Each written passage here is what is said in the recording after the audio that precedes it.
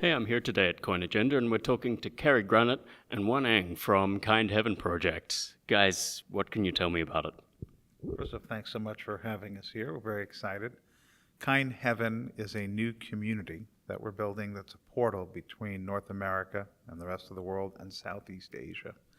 And Kind Heaven is meant to be a way to celebrate the most amazing spiritual themes, new artists, both musicians, painters, culinary experiences, all from Southeast Asia. We're building we're building a physical destination here in Las Vegas. That's a 100,000 square foot physical destination that you take a train from Caesars directly into the best of Southeast Asia. It's a kind of compendium of all the most incredible areas and sights and sounds, kind of like the TV show Westworld, where you basically are going to have no glasses, no AR, no VR. You're really there. And we're opening one up in Vietnam. We're going to open one up in Europe. These physical destinations. But then Kind Heaven also has an entire digital and blockchain component to it that's connecting communities around the world.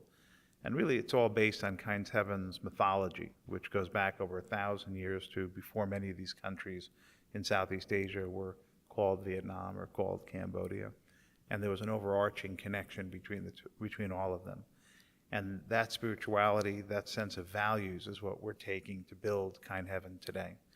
And one of the most significant pieces of what we're doing on the blockchain is a digital collectibles business. So we're discovering new artists, we have great locations, we have mythological components to the storyline that you're in, ranging from runics to talismans to just no differently than Lord of the Rings and or the Narnia films.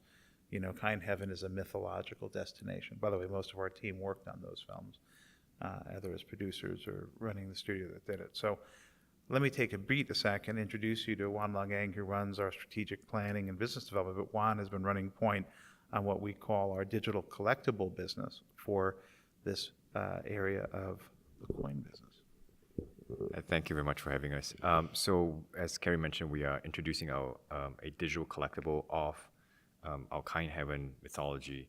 I think one of the things that we are working on right now is coming up with collectibles of the musicians and artists that we will be bringing to Kind Heaven, and they're all global musicians and artists.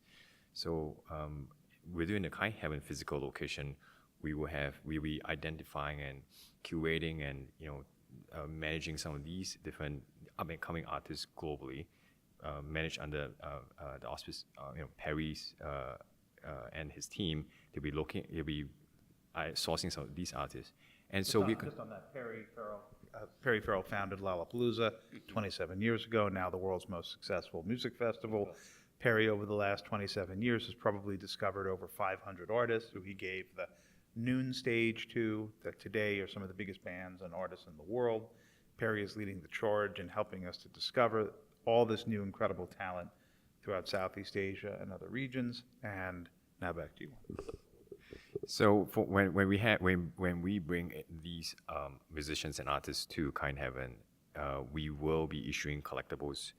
There's of these artists, right? So it'll be based on a tiered system. So the top tier will be artists who are probably doing really well. They have multiple downloads, multiple views on the video channels, and the top performing artists will be issued, or they'll be issuing collectibles on a platinum level, like avatars, maybe a 3D avatar. And then as you move down a tier, you have the symbols that that represent who they are and what their songs and genre is all about. And then for most of the up and coming will be something like a crest, like a Game of Thrones crest, right, where they represent themselves within a Kind Heaven mythology and within a Kind Heaven physical location. And those artists' crests will match at times some of the mythological locations, characters. We have these characters that are throughout Kind Heaven that go back to the original founders, kind of leaders of the region that have this mythic status. And I think of it like King Arthur and the Knights of the Round Table. And so we're building all these different connection points between our artists and the physical characters and and throughout Kind Heaven, and then building these really cool, iconic, whether there be badges or whether they be family crests or whether they be specific pieces or talismans that people are going to want to collect that we'll have limited editions of.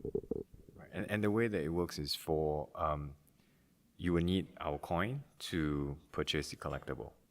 And as Cary mentioned, it's a limited number of collectibles. So as the artists become popular over time, the collectibles become more valuable. And the blockchain comes from part where it's authentic, it's scarce, and you can track the value so that no one it's not going to be there'll be no imitations out in the market. And the other thing that's fun about having physical locations is we'll give people the opportunity to take something that's a digital collectible and true it up when they come to some of our actual locations. They'll be able to trade that in for the actual collector's pieces. Excellent. And sorry, Wan, I didn't mean to cut you off there, but I was just wondering for our audience here, they'd like to know more about the blockchain platform that you're using, and also at what stage did all of that enter the Kind Heaven project? When did you decide that using a blockchain-based platform for collectibles would be a good idea? Thank you. So I was about to mention that. So we have a partnership that we announced with NAM. I think it was about a week ago, NAM. Yes. And we are working with one of their developer partners out of Australia, Esther. They'll be helping us develop the whole technical specifications and code it on the NAM's protocol and blockchain. So to your question, when did we start thinking about collectibles?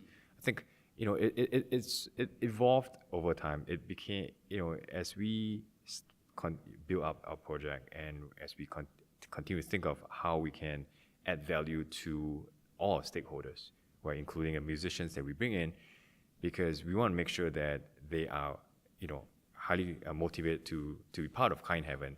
So we feel that bringing them into the fold, into the mix of being part of the community is really important. And because we will be building a community, and so when you have a community, and plus the blockchain, it sort of comes in together because we will be in any ways the whole Kind Heaven physical location is about mythology, right? We'll be creating different narratives. We have all different sort of characters. So why not? And all those performers we're signing will play live inside of all of our. Right, exactly. So why would we not have a collectible or a digital symbol that represents the artist? Mm-hmm. So that was how it evolved to where it is today. Good explanation. Yeah, I'm not doing interviews anymore. Wan should do them. He's much better at these than me. well, I think you both are offering a fairly unique perspective on it. But yeah, I'm interested. Will people be able to participate in this even if they haven't seen the physical space? So anyone online? 100%. We're building digital media streaming networks, so you'll be able to view us like on early days MTV, and you'll be able to watch the artists that Juan's talking about, engage in the mythology. And frankly, more people will engage who haven't been to the physical locations than who have. We're only going to be doing in each location about 1.5 million, 1,500,000 people a year. But we're going to be doing millions of people engaging with the content. Right. And I think this is probably a fantastic opportunity to promote blockchain as a technology and show some of its capabilities, by using your own token, producing collectibles, that kind of thing. So all the collectibles are going to be verifiable on the blockchain somehow, ownership and authenticity, that kind of thing. Exactly what you said. Right.